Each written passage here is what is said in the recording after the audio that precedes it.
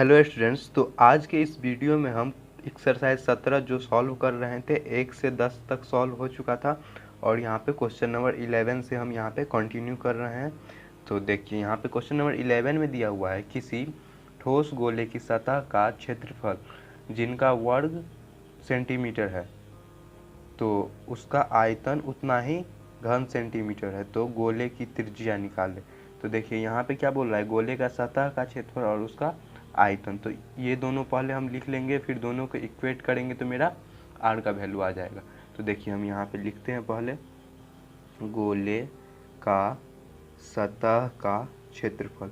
क्या होता है फॉर्मूला गोले के सतह का क्षेत्रफल, 4 pi R square. 4 pi square और क्या दिया है सेंटीमीटर वर्ग सेंटीमीटर, मतलब सेंटीमीटर स्क्वायर में है। और इसका आयतन बोल रहा है जो कि सेंटीमीटर क्यूब में है। तो यहाँ पे हम लिख देंगे गोले का आयतन। क्या होगा इसका formula, 4/3 pi are cube, centimetre cube में है दिया हुआ ये दोनों डाटा। इसी से मेरा बोल रहा है त्रिज्या निकालने, मतलब आर का वैल्यू, मतलब दोनों को इक्वेट कर देंगे। मतलब क्या लिखेंगे हम, 4 pi R square equal to 4/3 pi are cube. देखिए यहाँ पे कौन कौन सा कट रहा है उसको हम पहले काट देते हैं। तो देखिए पाई से पाई कट रहा है, 4 से यहाँ पे 4 है और यहाँ पे आर आर क्यूब दिया हुआ है। तो देखिए इसको हम क्रॉस मल्टीप्लिकेशन करेंगे तो लिख सकते हैं 4 × 3 आर स्क्वायर, इधर क्या होगा 4 आर क्यूब हो गया। तो जब इसको कीजिए तो क्या होगा, 4×3 = 12 r square equal to 4 r cube. देखिए इस स्क्वायर से हम काटेंगे तो यहाँ पे जो 3 है यहाँ पे 2 है, तो इससे कटेगा तो एक आर मेरा बच जाएगा, यहाँ पे एक आर बच जाएगा। और क्या हुआ यहाँ पे जो है वो 4 है और तो 4×3 = 12, 3 इधर से कट गया तो मतलब आर का वैल्यू कितना आया मेरा 3 आया। मतलब यहाँ पे लिख दीजिएगा आप आर इक्वल टू 3 सेंटीमीटर, यही बोला था बताने। तो इसमें क्या आया मेरा त्रिज्या कितना आया मेरा, जब आप सतह का और उसका आयतन को जब इक्वेट कीजिएगा दोनों को तो उसका वैल्यू आएगा आर इक्वल टू 3 सेंटीमीटर, त्रिज्या का वैल्यू 3 सेंटीमीटर आएगा। नेक्स्ट बनाते हैं आप क्वेश्चन नंबर 12। क्वेश्चन नंबर 12 का ए में है 3 सेंटीमीटर त्रिज्या वाले ठोस गोले के पदार्थ को 1 सेंटीमीटर त्रिज्या वाले कितने ठोस गोले में बना सकते हैं। मतलब 3 सेंटीमीटर त्रिज्या वाला मेरा एक ठोस गोला है उसको हम 1 सेंटीमीटर में बनाएंगे। तो यहाँ पे जो गोला बनेगा उसका संख्या हमको निकालना है। तो देखिए यहाँ पे आप लिख लीजिएगा गोले की संख्या, गोले की संख्या इक्वल टू क्या हो जाएगा, जो गोले का आयतन है, बड़े गोले का आयतन मतलब एक 3 सेंटीमीटर एक 1 सेंटीमीटर है तो लिख देंगे यहाँ पे बड़े गोले का आयतन बट्टे क्या होगा छोटे गोले का आयतन बट्टे छोटे गोले का आयतन। क्या होता है फॉर्मूला इसका, देखिए यहाँ पे लगा देंगे फॉर्मूला। क्या होता है इसका 4/3 पाई आर क्यूब होता है ना formula, 4/3 pi are cube. R के जगह मेरा क्या दिया हुआ है, एक जगह 3 दे दिया हुआ है और एक जगह 1 सेंटीमीटर दिया हुआ है। तो क्या कर देंगे यहाँ से लिख देंगे 4/3 पाई गुने 3 का क्यूब कीजिएगा यहाँ पे 3 का, और यहाँ क्या कीजिएगा 4/3 पाई गुने 1 का क्यूब कीजिएगा। तो देखिए यहाँ पे हम ये क्यों किए हैं बड़ा और छोटा गोला, क्योंकि हमको 3 सेंटीमीटर वाले को 1 सेंटीमीटर में तोड़ना है। मतलब कोई भी चीज़ मान के चलिए यहाँ पे 3 है, उसको हमको बोल रहा है 1 सेंटीमीटर वाले में तोड़ना। तो क्या करेंगे, इसको हम डिवाइड करेंगे उतना से तब ना जो मेरा रिजल्ट आएगा तो वही होगा इसका आंसर। तो देखिए यहाँ पे क्या करेंगे, इसको यहाँ 4/3 पाई से इसको काटेंगे 4/3 पाई, पाई से पाई कट गया। अब मेरा क्या बचा 3 और 1 बचा। तो देखिए इसको कर लीजिएगा 3 × 3 × 3 बट्टे 1 × 1 × 1, मतलब 3×3 = 9, 3 × 27 बट्टे 1, मतलब क्या आएगा आपका 27 आएगा। इसका 27 आएगा, मतलब 27 आप गोला बना सकते हैं। 27 गोला आप बना सकते हैं इसका। 3 सेंटीमीटर वाले को अगर तोड़िएगा 1 सेंटीमीटर वाले में तो 27 बनेगा। नेक्स्ट देखते हैं हम क्वेश्चन नंबर 12 का बी में दिया हुआ है 10 सेंटीमीटर त्रिज्या वाले एक ठोस गोले को 1 सेंटीमीटर त्रिज्या वाले कितने गोले में काट सकते हैं। मतलब ये भी वही क्वेश्चन है, ए में भी वैसा ही था, बी में भी वैसा ही है और यहाँ पे ऑप्शन मेरा दे दिया है। तो इसमें भी उसी तरीके से निकालेंगे हम। देखिए क्या करेंगे, गोले की संख्या निकालना है तो क्या करेंगे, बड़े वाले में से छोटे वाले को डिवीजन कर देंगे। तो लिख देंगे हम बड़े गोले का आयतन बट्टे क्या हो जाएगा, छोटे गोले का आयतन, छोटे गोले का आयतन। फॉर्मूला क्या होता है इसका, बड़े गोले का 4/3 पाई आर क्यूब होता है ना फॉर्मूला। दोनों में हम फॉर्मूला यहाँ पे लिख देते हैं। आर क्यूब के जगह क्या लेंगे, एक जगह 10 लेंगे और एक जगह क्या लेंगे, 1 लेंगे। एक जगह 10 और एक जगह 1 लेंगे, मतलब 4/3 पाई गुने 10 का क्यूब, 4/3 पाई गुने कितना है, 1 का क्यूब। 4/पाई से ये भी कट गया है, पाई से पाई कट गया, तो अब क्या बचा मेरा 10 बचा है, मतलब 10 गुने 10 गुने 10 बटे 1 गुने 1 गुने 1। जब कीजिएगा 1 से तो कितना आएगा, ये 1000 बटे 1, मतलब क्या आ गया, 1000 आ गया। 1000 संख्या आप बना सकते हैं, 1000 संख्या। तो 1000 संख्या किस ऑप्शन में है, यहाँ पे मेरा ऑप्शन दिया है 5, तो उसमें ऑप्शन नंबर 4 होगा। 12 का बी का आंसर क्या होगा, ऑप्शन नंबर 4। नेक्स्ट बनाते हैं क्वेश्चन नंबर 13 का ए में दिया हुआ है, यदि किसी गोले की त्रिज्या जो है वो दुगुनी कर दी जाए और उसका घनफल मीन्स क्या होता है, आयतन होता है। घनफल कितना गुना हो जाएगा, मतलब उसका जो है वो आयतन में कितना गुना बढ़ जाएगा अगर हम उसका त्रिज्या को दोगुना करते हैं। तो देखिए यहाँ पे हम पहले लिख लेते हैं मूल गोला का आयतन क्या होता है, फॉर्मूला, आयतन का फॉर्मूला 4/3 पाई आर क्यूब। और क्या कर रहे हैं इसमें, दूसरा में हम उसका आर का वैल्यू बढ़ा दे रहे हैं। तो यहाँ पे हम लिख देंगे जो है वो नए गोले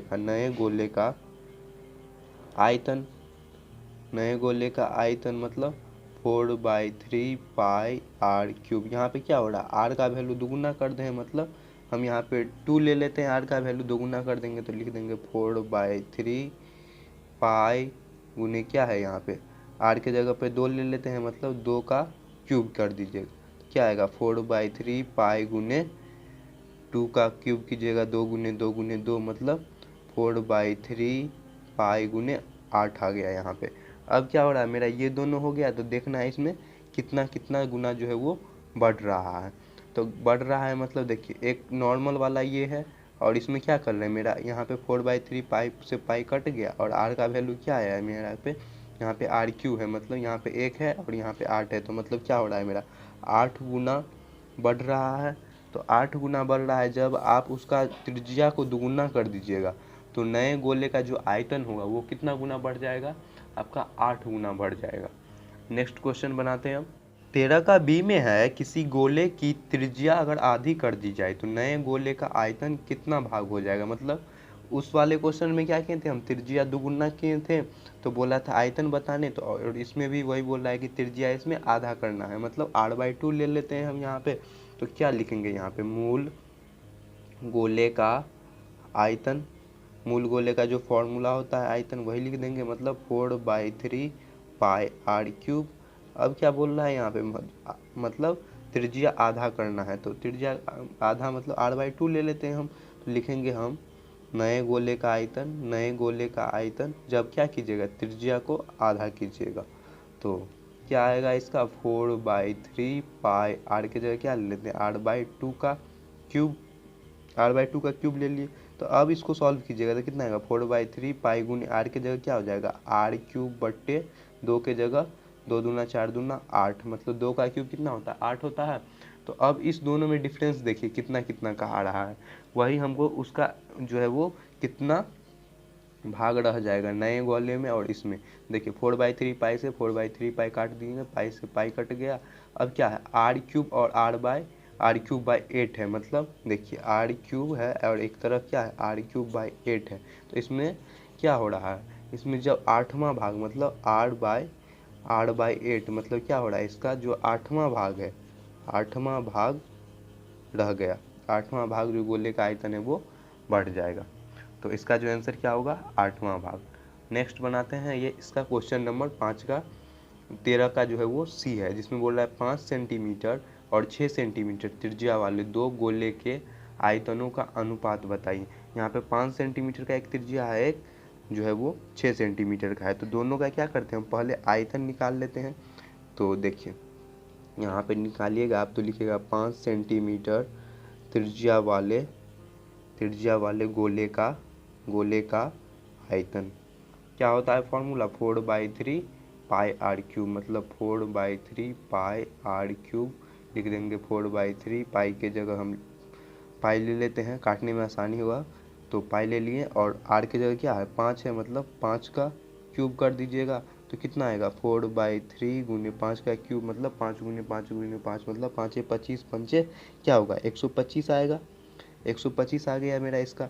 अब क्या करना है 6 सेंटीमीटर का हम लिख लेंगे ऐसे ही, 6 सेंटीमीटर त्रिज्या वाले गोले का आयतन, मतलब 4/3 पाई आर क्यूब, 4/3 पाई, और उसके बाद आर के जगह क्या दे देंगे 6 का क्यूब। 6 का जब क्यूब कीजिएगा तो कितना आएगा आपको 6 छः 36 और छक्के 216, तो कितना आएगा 4/3 पाई 216 क्या है सेंटीमीटर स्क्वायर, सेंटीमीटर क्यूब, और इसमें भी हो जाएगा सेंटीमीटर क्यूब।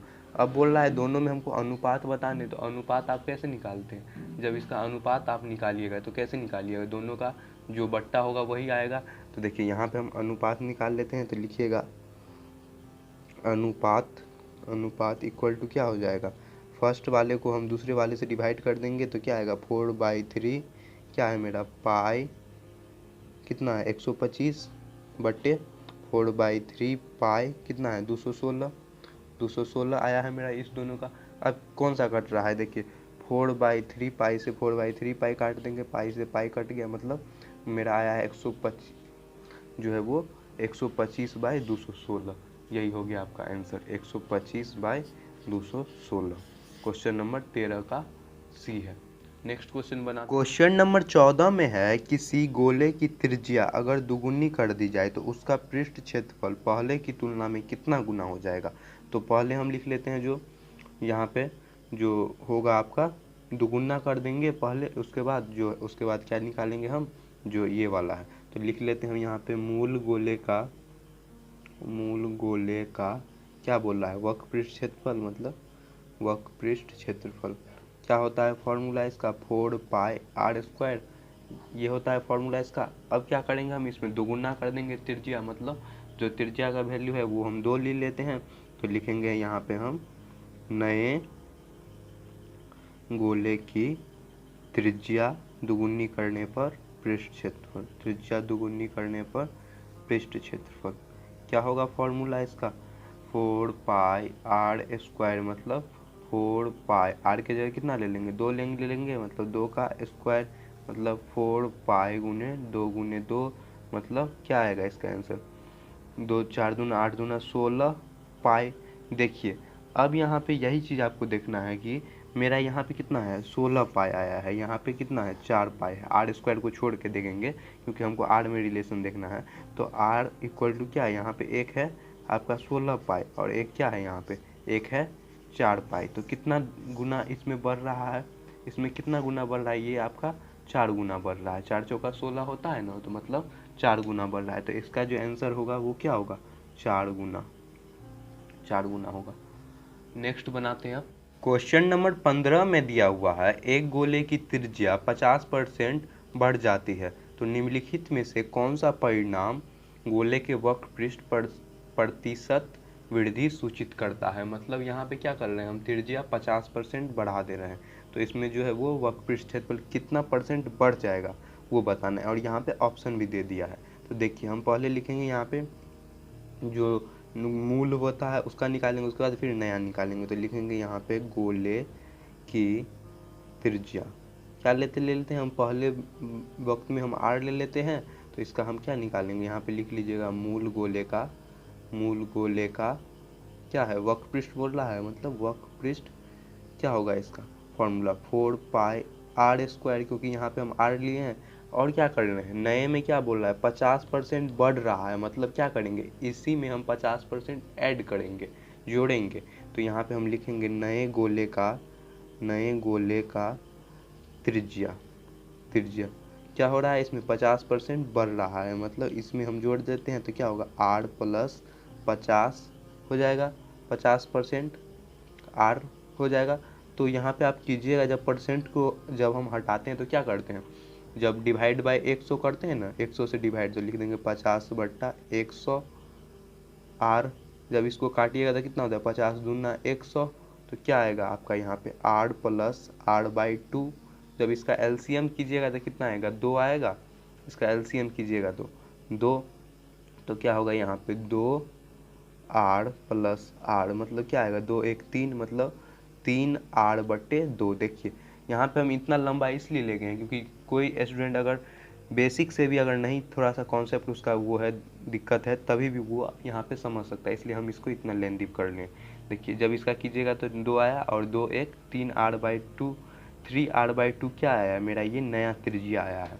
अब क्या कर लेते हैं हम, इसका जो है वो पृष्ठ क्षेत्रफल निकाल लेते हैं। तो यहाँ पे देखिए, यहाँ पे लिख लीजिएगा 9 नए त्रिज्या का, नए जो त्रिज्या निकालने हैं मतलब नए गोले का पृष्ठ क्षेत्रफल।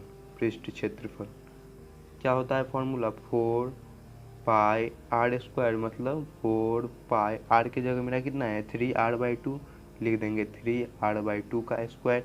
जब लिखिएगा 4π, 3 का स्क्वायर कीजिएगा तो कितना आता है 9r, r की जगह r है मतलब r² हो जाएगा, 2 के जगह 2 दूना 4, 4 आ गया यहाँ पे। अब देखिए क्या हो रहा है, यहाँ से हम जब इसको आप काट सकते हैं, 4 से 4 यहाँ से कट गया और यहाँ पाई है तो कितना आ गया यहाँ पे 9πr²। देखिए पुराने वाले का जो मेरा आया था वो आया था 4πr², और नए वाले का जब आधा की ये 50% से बढ़ा दिए तो कितना आया 9πr²। तो यहाँ पे अब हम क्या करेंगे, जो बढ़ा हुआ भाग है वो हम निकाल लेते हैं। तो आप यहाँ पे लिखिएगा बढ़े हुए भाग का पृष्ठीय क्षेत्रफल। बढ़े हुए मतलब कितना बढ़ा है टोटल, इससे इसको माइनस कर देंगे तो मेरा निकल जाएगा। तो लिखिएगा 9πr² माइनस 4πr²। क्या किए हम, नए वाले में से पुराने वाले को यहाँ पे घटा रहे हैं। तो क्या आएगा 9 में से 4 जाएगा तो मतलब 5πr²। ये आ गया आपका 5πr²। अब क्या करना है, इसको बोल रहा है हमको प्रतिशत में ही वृद्धि सूचित करना है, मतलब इसको प्रतिशत में हम चेंज कर लेते हैं। तो आप यहाँ पे कीजिएगा इसको चेंज प्रतिशत में, तो क्या आएगा देखिए, यहाँ पे हम लिखते हैं प्रतिशत में बदलने पर क्या आएगा 5πr², और क्या होगा यहाँ पे क्या लिख देंगे गुने 100 बट्टे क्या आ जाएगा, बट्टा में जो है वो नए जो ये वाला है मूल वाला वो लिख लेंगे, मतलब 4πr²।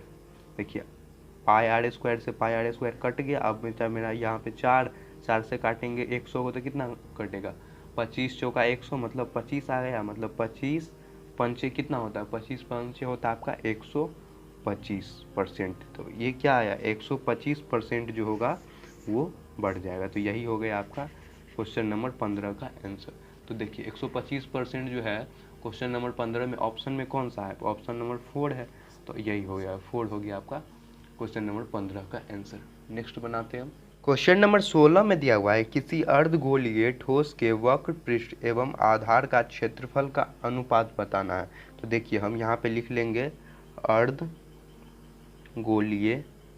जो है ठोस का वक्र पृष्ठ क्या होता है फॉर्मूला, और वक्र पृष्ठ का 2πr², और क्या आधार का क्षेत्रफल लिख लीजिएगा आप, आधार का क्षेत्रफल क्या होता है जब हम निकालते हैं गोले का, तो होता है πr²।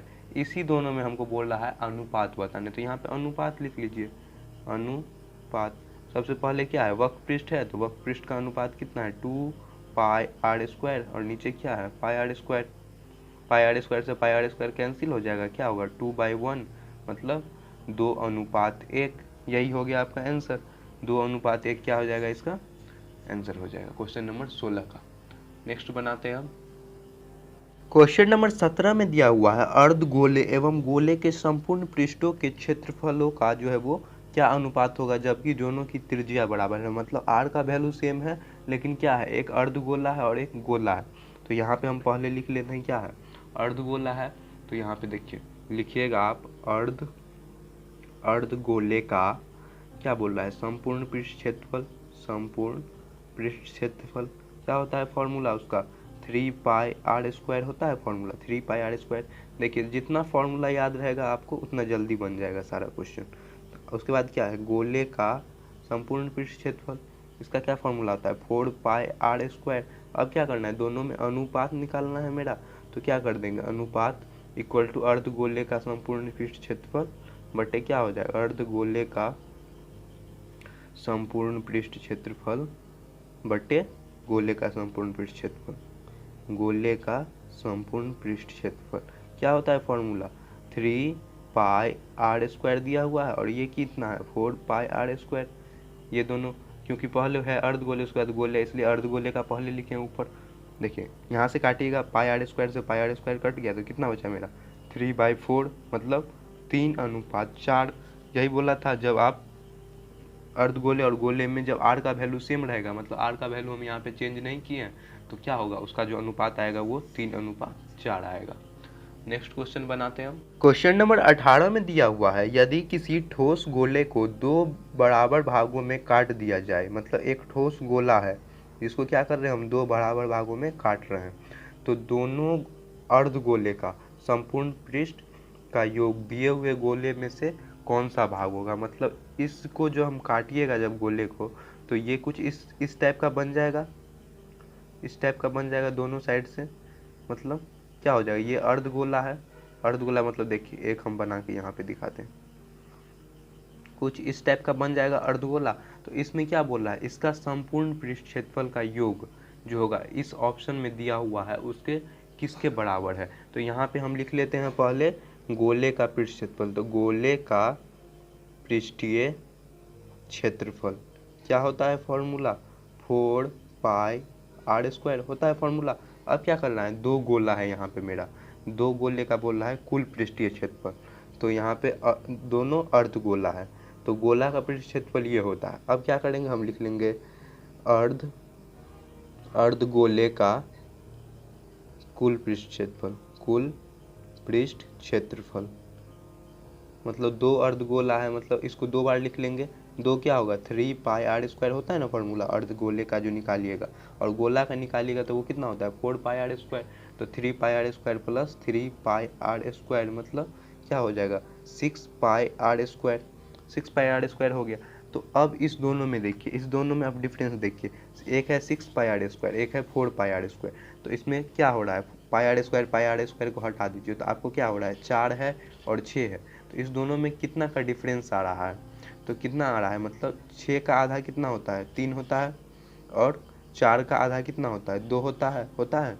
तो क्या हो रहा है यहाँ पे जो ये बढ़ रहा है, मतलब 1.5 गुना बढ़ रहा है, 1.5 से बढ़ रहा है, मतलब क्या होगा इसका आंसर डेढ़ा जो ऑप्शन नंबर ए में है वही आंसर होगा। इसमें देखिए इससे बढ़ रहा है ना, ये 4 गुना है और ये 6 गुना है, मतलब यहाँ 3 बढ़ रहा है, यहाँ 2 है, मतलब क्या बढ़ रहा है 1.5 से बढ़ रहा है। मतलब क्या देंगे, इसका पहला का आंसर 8वां का जो आंसर होगा वो क्या होगा डेढ़ा, मतलब फर्स्ट वाला ऑप्शन यहाँ पे जो है वही होगा। नेक्स्ट क्वेश्चन बनाते हैं हम।